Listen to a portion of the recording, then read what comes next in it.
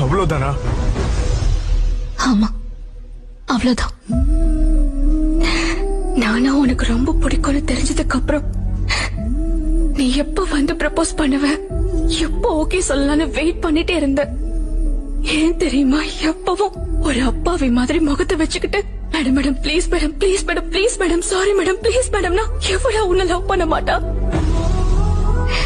திட்டினா வாங்கிக்கிற, கோவப்பட்ட பொறுத்துட்டு போற, அவமானப்படுத்தினா நம்மால தானே நினைச்சுக்கிற.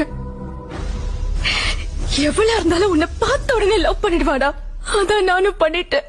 என் தலை எழுத்து இன்ட்ரோடியூஸ் ஆன, முத்தம் கொடுத்த, அன்பு காட்டின, கடைசியில லவ் பண்ண வச்சுட்ட. நீதான் வேணும்னு நினைக்க வச்ச, அப்புறம் நீயே எட்டி உதச்சிட்ட.